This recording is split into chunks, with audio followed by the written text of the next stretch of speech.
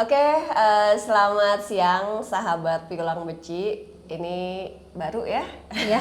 episode pertama. Jadi perkenalan dulu, nama saya Della. Saya di sini sebetulnya mau mencari tahu seperti apa sih Piulang Beci itu.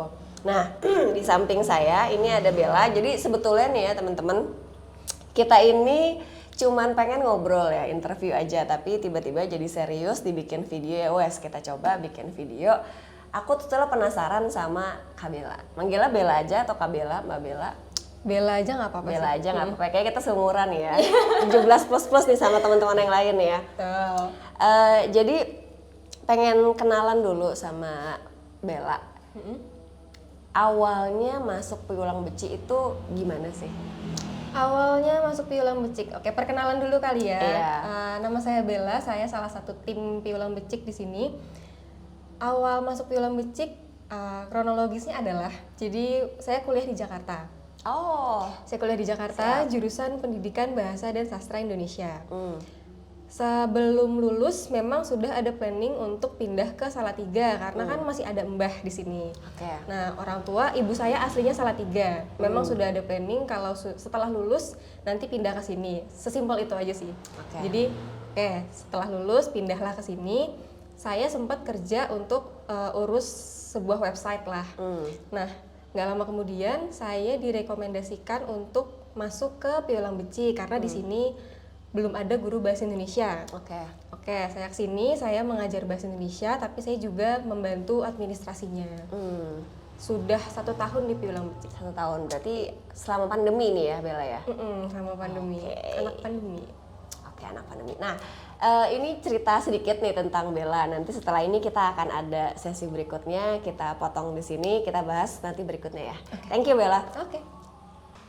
Oke, tadi kan udah bahas sedikit nih teman-teman sahabat Piulang Beci tentang perkenalan Bella yang ternyata datang ke sini itu 1 tahun yang lalu dan diminta untuk ngajar bahasa Indonesia karena sebetulnya memang sastra Indonesia ya berarti jatuhnya. Iya. Di mana sekolahnya? Di Universitas Indraprasta PGRI di Jakarta PGRI, Selatan. Jakarta Selatan. Di Jakarta Selatan, terus datang ke sini ngajar bahasa Indonesia. Nah, sekarang kita pengen tahu pandangan dari Bella selaku tim ya, Oke. selaku staff dari Piulang Beci terkait Quantum Leap. Waduh, berat nih. Quantum Leap. Quantum Leap apa ya? Ini saya disclaimer dulu, saya bukan dari jurusan fisika. Jadi baru belajar juga kemarin, jadi mencari tahu tentang quantum leap. Cuman yang menarik adalah ketika ngomongin quantum leap itu ngomongin soal lompatan potensi nih Bel. Oke. Jadi lompatan potensi yang pengen dicari tahu nih sebetulnya ketika Bella selama setahun nih ngelihat anak-anak Piulang Beci yang ada di sini nih murid-murid, ada nggak sih contoh gitu ya 1-2 orang yang Bella rasa ada momentumnya dan ternyata ketika ada momentum itu terus Bella ngerasa wah gila nih potensinya dari yang nggak bisa jadi bisa banget atau dari yang nggak tahu sampai tahu banget atau kayak gimana sih, ada cerita nggak nih Bella? Oke, quantum leap itu berarti lompatan ya. Berarti kalau kita ambil dari sisi Awamnya begitu. Iya, awalnya begitu lah ya. Oke, saya punya beberapa contoh sih. Yang pertama, di Piulang Becik itu kan muridnya beragam ya. Ada yang memang berkecukupan, ada yang berkebutuhan khusus dari segi fisik pun ada, dari segi mental ada, bermacam-macam lah. Nah, ada siswa dia itu berkebutuhan khusus, tidak bisa melihat, tapi dia bisa bernyanyi, bisa bermain piano, kayak gitu. Nah, dia diminta untuk mengajarkan murid-murid Piulang Becik untuk menyanyi. Sesimpel itu, mengajarkan menyanyi. Nah, ternyata anak ini bisa, dengan keterbatasan yang dia punya, dia masih bisa memberikan suatu hal untuk siswa-siswa yang lain, mengajarkan lah. Nah, itu kan menurut saya itu adalah sebuah momen di mana dia itu harus ada momen, ajarin nih, ternyata bisa, dan ternyata dia berpotensi untuk itu. Ada juga ya ada 2 anak lah yang kayak gitu, yang berkebutuhan tapi ternyata bisa mengajar. Nah, kalau dari segi kemampuan mungkin ya, kalau tadi kan itu skill ya. Skill. Terus ada juga siswa yang saya saya tangani langsung siswa yang itu sangat pendiam sekali, itu diharuskan untuk bermain sebuah teater dan ternyata dia berani untuk berbicara, untuk berdialog, untuk mengarahkan teman-temannya. Itu menurut saya adalah sebuah momentum loncatan dari dia yang tadinya menutup dirinya, terus mendobrak kayak oke, bersosialisasi dengan banyak orang kayak gitu. Itu sih. Terus apalagi ya?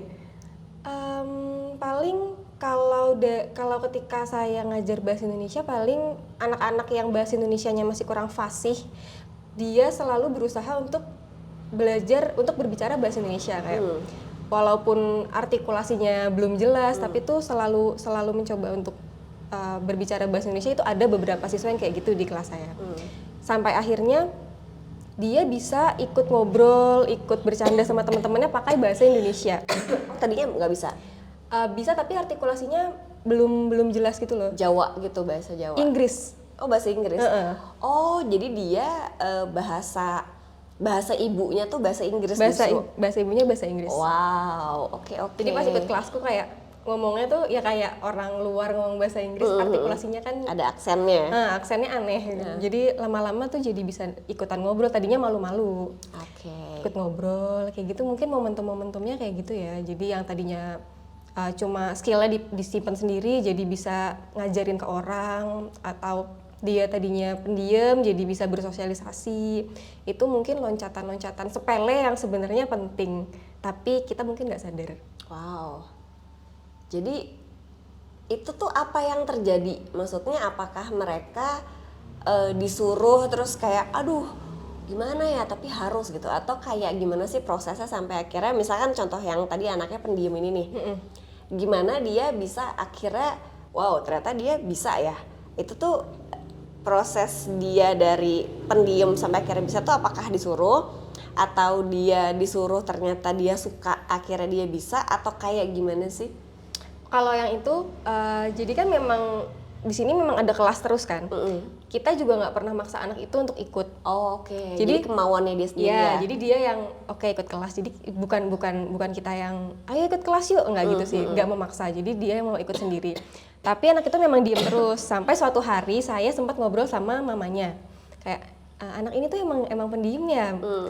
Oh enggak kok kalau di rumah ngomong, tapi emang nggak berisik, maksudnya ngomong biasa, mau ngomong lah. Mau cerita gitu ya. Tapi kalau di sini memang diem, tapi diemnya itu tuh bukan diem takut, kayak diem emang diem aja, bukan yang diem takut tegang gitu, enggak sih, merhatiin. Itu kan lucu ya, jadi gemes sendiri loh, ayo dong ngomong, jadi pengen gitu. Setelah ngobrol sama mamanya, terus akhirnya aku deketin setiap pembelajaran, selalu personal gitu loh, kayak ngajarinnya personal, kayak ajak ngobrol biar dia lama-lama mau ngobrol. Sampai akhirnya yang tadi pertunjukan teater itu dia mau ngomong, dia mau ngobrol. Jadi nggak bener-bener melompat dari pendiam terus tahu bisa teater, tapi pendiam terus ada pendekatan personal, nanya sama orang tuanya, terus mancing dia cerita, nanya-nanya kecil-kecil gitu sampai akhirnya bisa teater gitu ya berarti ya. Jadi nggak bener-bener lompat gitu, tapi mungkin bahasa lainnya kalau quantum leap tuh kayak gelombang, dia menembus gitu ya. Jadi dikit-dikit gitu ya, tapi kelihatan ternyata pas lagi udah nampil, wow anak yang pendiam ternyata dia bisa melompat potensinya sampai bisa jadi aktor utama nggak juga? Atau dia? Enggak sih, per kelompok sih. Oh per kelompok. Tapi mungkin kalau quantum leaps itu kan kita taunya lompatan kan. Mungkin di balik itu ada proses yang kitanya tuh nggak sadar kalau itu tuh proses. Mungkin gitu. Iya. Jadi terlihatnya melompat padahal ada proses yang sebetulnya progressing lah ya. Padahal gitu sebelum ya, lompat pasti kaki kita ancang-ancang ada dulu nggak sih? ancang dulu. Nggak mungkin tiba-tiba loncat.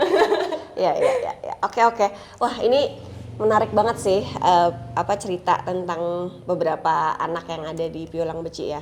Jadi itu dulu untuk babak kedua, untuk segmen yang kedua. Jadi setelah ini akan kita lanjutkan di segmen yang ketiga.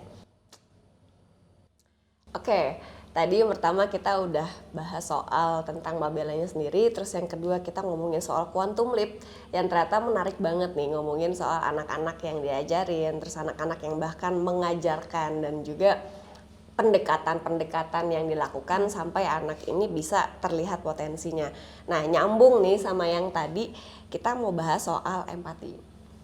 Nih, ini ada rumus fisika, udah lupa bunyinya gimana, tapi yang aku ingat itu adalah hukum Newton yang ketiga nih, Bel. Masih ingat ya, Bel? Ingat gak bunyinya? Kebetulan saya sangat awam dengan fisika. Aku juga bukan anak fisika, tapi yang teringat adalah ngomongin soal hukum aksi reaksi. Oke, Dimana contohnya adalah dinding nih. Kita kalau nabrak dinding, sebetulnya dinding akan menabrak kita balik, tanda kutip, tapi dengan gaya yang berkebalikan. Jadi gaya yang diberikan sama dengan gaya yang dikembalikan, aksi reaksi. Nah, ketika kita ngajar anak-anak gitu ya, atau ngelihat guru-guru ngajar anak-anak, itu kan semakin kalau kayak kita susah gitu, ayo anak-anak dipaksa gitu, harus kayak gini kalau nggak dihukum, itu kan sama aja kayak nabrakin diri sama tembok kan. Kayak semakin kita nabrakin, semakin memaksakan, anak-anak ini semakin nggak dapet apa yang kita ajarin, semakin malah takut gitu, malah memaksakan. Dan kalau kita ngedobrak, hancur dong dindingnya gitu. Jadi yang bisa kita lakukan adalah coba menembus nih, kayak hantu ya menembus ya. Tapi kan ini kan dinding-dinding tidak terlihat nih. Nah, ada nggak sih pengalamannya Bella ketika mencoba berempati atau mencoba memahami anak-anak ini, mencoba menembus dinding-dinding mereka sampai akhirnya, oh iya ternyata dia kayak begini, oh ternyata dia bisa ya, oh ternyata bisa masuk nih adjustment aksi reaksinya bener nih, nggak kayak nabrak dinding gitu. Boleh ceritain nggak? Tadi sebenarnya sebelumnya udah dibahas ya soal tadi quantum leap, caranya itu kan tadi saya deketin anaknya, saya ngobrol sama orang tuanya, itu mungkin salah satu bentuk empati. Tapi kalau di piulang becik, empati itu bukan ketika mengajar aja. Jadi ketika ada calon siswa ingin mendaftar, pasti kita tanya dulu. Atau biasanya kalau ketemu langsung, kita ngobrol-ngobrol, nanya-nanya soal anaknya. Kayak, anak ini tuh kegiatannya ngapain aja, anak ini sukanya apa, atau kekurangannya apa, kesulitannya tuh apa aja sih. Kita berusaha mengenal dari situ. Nah, ketika kita sudah mengetahui belajarnya seperti apa, kan pasti kita kembalikan ke anaknya. Sukanya apa, butuhnya seperti apa, itu kita serahkan ke anaknya. Jadi kembali lagi, tidak dipaksakan, kita tidak pernah memaksa anak untuk lu belajar harus pakai cara gue, enggak kayak gitu, Enggak menabrak tembok tadi. enggak ngelawan arus lah, ngapain, percuma, nggak akan masuk juga. Jadi terserah anaknya aja mau belajarnya gimana, tapi tetap berkomunikasi dengan baik, menjalin empati yang baik, saling empati aja sih. Terus kalau yang saya rasain selain tadi anak yang tadi itu, paling kalau belajar di Zoom, saya pasti pertama kali ngajar di Zoom itu saya deg-degan banget pasti rasanya, karena kayak kita mau wawancara hari ini. kayak direkam ya, Enggak direkam, langsung aduh. pressure banget. Ngajar juga gitu, ada pressure-nya pasti, kayak mereka sukanya belajar yang kayak gimana ya, belajar yang kayak gimana, terus berusaha mengenalnya tuh kayak gimana, berusaha berempatinya kayak gimana. Caranya adalah saya berusaha menjadi murid, membayangkan diri jadi murid. Kayak, waktu sekolah belajar bahasa Indonesia, apa yang dirasain? Oh, boring. Entah dari gurunya, entah dari cara pembelajarannya. Dan dari apa yang saya tanya ke teman-teman juga pasti bahasa Indonesia boring lah. Karena pasti mindset mereka, ngapain belajar bahasa yang diomongin sehari-hari. Kita ngomong sehari-hari, ngapain gitu. Ternyata terus saya coba untuk membuat dobrakan, kayak mempelajari hal-hal yang sekiranya mereka tuh tertarik lah, berempati. Saya ajak ngobrol, kenapa mereka mau belajar bahasa Indonesia, terus ya jawabannya macam-macam lah, kayak saya belum bisa bahasa Indonesia misalnya, atau bahasa saya sehari-hari, bahasa daerah atau bahasa asing misalnya. Daerah mana? Jawa biasanya. Kalau yang dari asing? Inggris. Nggak pernah yang lain sih, aku nggak. Arab gitu nggak? Oh, nggak sih. Di aku sih nggak ada ya, nggak tahu. Okay. Terus ya udah berusaha untuk pelajarannya itu relate sama kehidupan sehari-hari. Kayak kalian kalau misalkan ke apotik tulisannya apotik atau apotek sih? Kan yang bener oh apotik kak, kalian nyebutnya apa? Apotik kak. Oh kalian tahu nggak sih kalau yang bener tuh sebenarnya apotek? Tertarik lah mereka jadinya tuh. emang iya kak, apalagi kak, kayak gitu-gitu sih empati yang bikin dari awal tuh hubunganku sama mereka jadi apa ya, jadi ada emosional yang Hmm. bahkan kalau udahan nih kelasnya, sampai-sampai kalau kelasnya udahan tuh mereka nggak mau. Nagih ya. Iya, itu Iya, kalau iya. dari segi ngajar ya. Mungkin Mbak Della juga kan di sini tiba-tiba disuruh ngajarin bahasa Inggris, gimana Iya, coba tiba-tiba. rasanya? Jadi ditanya balik kan, aduh, gimana coba rasanya Mbak? Aku ditanya nih, Mm-mm. rasanya ya deg-degan bener Nano. Dan Kan? aduh aku ditanya ya. Ini sih kalau yang aku pahami gitu ya, ketika tadi Bella cerita itu tuh kan berarti pertama ya udah coba ngobrol, coba menjadi mereka gitu. Terus tadi yang aku tangkap juga ngomongin soal gimana melakukan itu dengan cara-cara yang seru, dengan trivial kayak, atau enggak sih apotek itu tuh apotek gitu, atau kayak tadi kan teater gitu, di awal ngomongin teater, jadi banyak variasi pembelajaran yang ternyata sehari-hari dan seru gitu. Terus yang terakhir ya sebetulnya coba lihat dari sisi yang lain, dari orang tuanya, bahkan dari sebelumnya tuh udah punya data tentang mereka gitu. Waduh, bentar lagi kita sudahi gitu ya. Jadi mungkin di situ dulu kali ya Mbak Bella, ya Bella lah. Iya. Setelah ini kita akan masuk ke segmen berikutnya. Oke, mungkin nyambung dikit tadi ngomongin soal empati nih teman-teman, karena masih ada yang belum sempat ditanyain, cuman udah keburu break makan siang. Jadi Bel, tadi kan kita bahas soal yang empati. Ya. Sebetulnya ada nggak sih yang nggak empati? Nggak empati ya? Menurutku yang nggak empati itu nggak ada. Atau mungkin gini, cara kita berempati menurut orang lain itu bukan empati, tapi menurut kita itu empati. Cara orang berempati itu kan beda-beda ya. Jadi menurutku nggak ada orang yang nggak berempati, apalagi di Piulang Becik. Mau itu dari siswanya, dari orang tua, dari guru, pendamping, dari tim-tim Piulang Beciknya sendiri, itu menurut saya nggak ada yang nggak empati, karena di sini itu diajarkan untuk selalu berempati, aware, peduli sama sesama. Jadi kayak kita kerja tapi kepedulian kita harus lebih tinggi. Itu selalu diajarkan sama Om Aris selaku mentor. Kita harus selalu aware, selalu memanusiakan manusia lah. Jadi untuk empati kayak gitu mungkin belum sempurna, tapi kita semua di sini belajar untuk terus meningkatkan empati. Jadi nggak ada yang nggak empati sih. Walaupun cuma sepersekian persen pasti empati. Jadi pertama yang aku tangkap sebetulnya empati itu subjektif ya. Karena kayak apa yang aku anggap empati, kamu pikir ternyata enggak. Yang kamu pikir empati, aku pikir enggak gitu ya. Itu subjektif. Terus yang kedua, di sini nggak mungkin nggak empati karena justru sebelum kerja empati dulu. Gitu ya. Oke. Siap. Jadi kebayang nih sedikit tentang empati. Nah, berikutnya nih teman-teman, kita kalau tadi kita ngomongin soal yang agak-agak fisika yang sama-sama kita nggak ngerti tapi disuruh mencari tahu gitu ya. Yang sekarang mungkin aku seneng temanya tentang manajemen. Nah, ada satu teori nih di teori manajemen namanya teori U. Itu tuh teori tentang kepemimpinan juga. Nah, kenapa namanya teori U? Karena dia bentuknya kayak huruf U.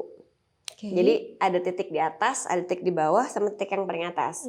Nah, titik yang pertama itu dia ngomongin soal observasi.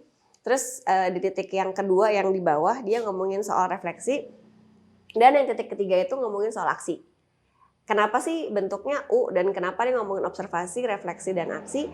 Karena dia ngelihat bahwa untuk menjadi pemimpin masa depan atau untuk melihat pendidikan masa depan, kita perlu ngecek model U itu. Tentang kita juga tentang organisasi itu sendiri. Nah sekarang nih aku justru pengen tahu dari sisi kalau dari Bella sendiri atau ngelihat dari Piulang Becik, gimana sih ngelihat pendidikan atau ngelihat manajemen atau ngelihat kepemimpinan dari konsep observasi, terus refleksi dan aksi gitu. Misalkan tentang jadi gurunya atau tentang pengelolaannya atau apapun yang kayaknya Bella bisa kasih contoh di situ. Kalau dari cara mengajar, kalau observasi, terus refleksi dan aksi ya. Observasinya kayak ya nyerempet kayak jawaban yang sebelumnya sih. Observasinya itu aku mengenal anak-anak mereka sukanya belajar apa, mereka sukanya pakai cara yang seperti apa. Ku observasi ternyata mereka lebih suka interaksi dua arah. Jadi merekanya juga aktif. Jadi nggak teoritis kayak oh gurunya jelasin terus, itu enggak. Mereka juga ikut interaktif dengan cara yang santai, nggak serius, bercanda-bercanda sama sambil main games. Itu setelah ku observasi seperti itu, ku refleksikan diriku, kayak ku renungin kayak oh iya bener juga ya, selama ini orang anggap sepele bahasa Indonesia tuh karena mungkin gurunya terlalu teoritis, mungkin pembelajarannya terlalu membosankan. Oke, ku renungin, ku bayangin lah kalau aku jadi murid terus dapat guru yang kayak gitu. Oh seru nih, ya udah aku cobalah jadi guru yang seperti itu. Akhirnya aku coba aksinya itu aku lakukan, dan itu menurutku berhasil untuk sebagian besar murid-muridku. Tapi mungkin ada sebagian yang nggak cocok karena ada kekurangan, pasti ada kelebihan, pasti ada kekurangan ya. Kelebihannya memang cara itu seru dan menyenangkan, mereka jadi cepet tangkap. Tapi kekurangannya adalah suasana kelas kan jadi nggak kondusif ya, karena semuanya rebutan ngomong, interaktif segala macam. Jadi memang ada sebagian siswa yang dia jadi kurang menangkap pembelajaran, jadi kayak ke distract, kayak berisik banget sih gitu loh. Jadi ya oke sih, aku nggak memaksakan itu, tapi aku tetap berusaha untuk ajak mereka kayak yuk bisa gitu loh. Tapi tetap aku belum menemukan cara lain yang semuanya tuh nyaman, karena kayaknya susah deh kayak gitu. Itu kalau dari pembelajaran. Kalau dari pengelolaan kayak manajemen pekerjaan ini, kalau kita di sini diajarkan Om Aris untuk observasinya itu mendengarkan ucapan-ucapan Om Aris, kayak nasihat-nasihatnya Om Aris itu kita dengarkan. Setelah didengarkan kita refleksikan, kita renungkan dulu. Kayak kita abis dengar apa sih, kita renungin, kita introspeksi diri, baru kita lakuin apa yang kita tangkap dari omongannya Om Aris. Jadi setelah mendengarkan, kita renungkan, baru kita lakukan. Itu yang diajarin sama Om Aris sih. Ada contoh nggak? Apa ya? Contohnya adalah misalnya disuruh di sini bukan kerja cepat tapi kerja cerdas. Disuruh kerja cerdas. Itu dikasih berbagai macam nasihat, dikasih berbagai macam masukan, kita renungin, oh cara bekerja cerdas itu seperti ini. Terus kita lakukan, walaupun dilakukan itu nggak selalu benar, maksudnya nggak selalu tepat. Pasti ada salah-salahnya, nggak apa-apa kita balik ke tahap awal lagi. Dan itu di sini kita sama-sama nggak pernah capek dan nggak pernah gimana sih, nggak pernah gitu sih. Jadi sama-sama saling bantu. Jadi 3 tahap yang you itu menurutku di sini udah diterapin, dan walaupun muter terus itu di sini nggak ada yang ninggalin sih. Nah ini menariknya gini, salah satu dari teori, mungkin aku tadi ngerangkum sedikit gitu ya, berarti yang dilakukan itu tuh sebetulnya lagi-lagi berempati ya, berempati gitu ya, observasi itu untuk ngelihat sebetulnya kayak gimana sih orang lihat bahasa Indonesia gitu misalkan, terus refleksinya oh ternyata kenapa bahasa Indonesia itu terlihat membosankan karena caranya terlalu teoritis gitu, terus aksinya oh ya udah berarti kita lebih banyak permainan, jadi kayak gitu. Atau kayak manajemennya kata Om Aris observasi dengerin, oh kata Om Aris kerja cerdas bukan kerja cepat. Refleksinya emang gue kerjanya kayak gimana ya, udah cerdas belum ya gitu ya, terus coba dilakuin, terus kalau misalkan kurang-kurang nanti dibetulin lagi. Nah ada nggak bentuknya tuh kayak misalkan pengen marah ke anak-anak, terus observasi sebentar, gue marah kenapa ya? Aku marah atau sebetulnya kecewa karena percaya bahwa anak-anak ini bisa lebih lagi ketimbang yang dia lakuin gitu. Jadi sebetulnya bukan marah tapi lebih kecewa. Jadi tuh kayak observasinya tuh justru ke diri. Atau jangan-jangan ini aku marah ekspektasinya ke mereka atau ke aku sendiri. Jadi ya, pernah gak sih ada momen-momen kayak gitu yang akhirnya kita mempertanyakan kembali apa yang kita rasain, apa yang kita pikirin, kita skeptis dikit lah ya untuk ngelihat ada nggak ya paradigma baru yang bisa dipelajari, yang bisa direfleksikan, habis itu melakukan sesuatu yang berbeda setelah mendapatkan refleksi yang kayak oh ternyata kayak gini. Ada nggak sih? Kalau marah ke siswa ya berarti? Iya. Kalau marah sih enggak pernah ya, tapi kalau gregetan mungkin iya. Dan itu wajar karena untuk memvalidasi perasaan dulu lah. Kayak oke nggak apa-apa, validasi perasaan dulu, jangan lama-lama, oke. mungkin gregetannya kalau mereka lagi berisik banget, nggak kondusif, kayak keasikan ngobrol, nih kapan belajarnya gitu loh. Terus kalau kekecewaan sih enggak ya, mungkin karena dari awal aku menargetkan ke anak-anak itu bukan mereka harus cerdas, harus pintar, itu enggak sih, tapi mereka harus senang belajar sama aku. Itu dulu targetnya. Yang penting mereka senang belajar sama aku. Kalau dia udah senang sama yang ngajar dan apa yang diajarin, itu menurutku belakang-belakangnya itu bisa dihandle. Tapi kalau dari awal udah nggak senang sama gurunya, udah nggak senang sama pelajarannya, mau kita usaha kayak apa juga pasti nabrak tembok ya. Jadi target awalku nggak muluk-muluk sih, target awalku nggak harus pinter ya, harus dapat 100 segala macam, enggak. Happy ya, gitu dulu sih. Wow. Ada nggak yang hasil dari tadi tuh observasi, refleksi, kayak baru kayaknya bisa diginiin deh. Jadi aksi itu aksi spontan yang awalnya rencananya apa, kejadiannya apa karena proses tadi. Ada nggak? Oh, itu Banyak. enggak sih ya, terjadi beberapa kali. Belum Oke. lama itu kayak kan biasanya balik lagi belajarnya sambil main game sih. Biasanya tuh memang main game sih memang. Terus aku coba untuk main ABC 5 dasar kalau Mbak Dila tahu. ABC 5 dasar. Tapi kan ini belajarnya Zoom ya. Terus aku gimana caranya biar ABC 5 dasar? Oh, pakai website atau pakai apalah gitu.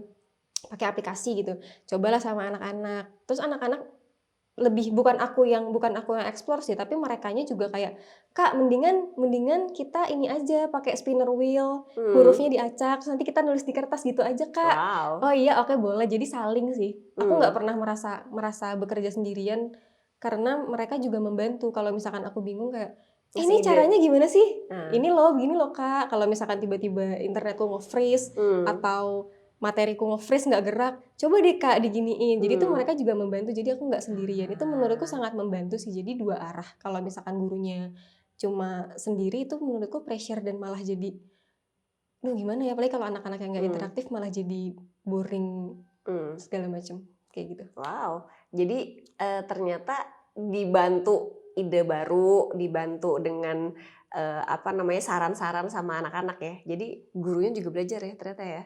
Wow, keren banget ya teman-teman. Aku tuh jadi yang kayak wow, ternyata teori-teori yang kita pikir quantum leap. Nah, yang kayak gitu termasuk empati nggak? Mereka juga ikut ngasih saran. Itu empati kan. Jadi empatinya juga. tuh nggak cuma gurunya aja, muridnya juga berempati. Kayak wow, keren. Mungkin sampai sini dulu nih teman-teman. Kalau dari dari Bella ada nggak yang mau disampaikan lagi nih? Karena kita tadi ngomongin dari quantum leap, soal lompatan potensi, terus ngomongin soal empati, terus sekarang kita ngomongin soal refleksi kali ya, mengamati ke dalam diri untuk ngelihat apa yang bisa kita kerjain lagi. Sebenarnya kunci dari observasi, refleksi, sama aksi itu kan kuncinya sama lompatan tadi itu kan kuncinya ada di diri sendiri ya. Yang diawali dengan etika dan empati kalau menurutku, etika dan empati. Mungkin ada tambahan etikanya ya. Etika dan empati. Kalau kita sudah berempati sama orang lain pasti berempati sama kita. Kalau kita beretika di suatu tempat atau dengan orang lain pasti kita juga akan diperlakukan sebagaimana. Jadi menurutku sih gitu. Apa tuh istilahnya kalau bahasa Indonesia? Apa ya? Di mana bumi dipijak, disitulah langit dijunjung. Benar nggak Ibu Guru? Sepertinya benar. Thank you, thank you so much Bella. Terima kasih teman-teman sahabat TBX yang menyaksikan. Mohon maaf kalau ada kesalahan karena ini baru episode 1. Semoga setelah ini akan ada aksi-aksi berikutnya yang bisa jadi lebih baik. Kalau misalkan ada masukan atau saran silakan tulis di komen di bawah ini. Enggak ya? Terima kasih, selamat siang semuanya.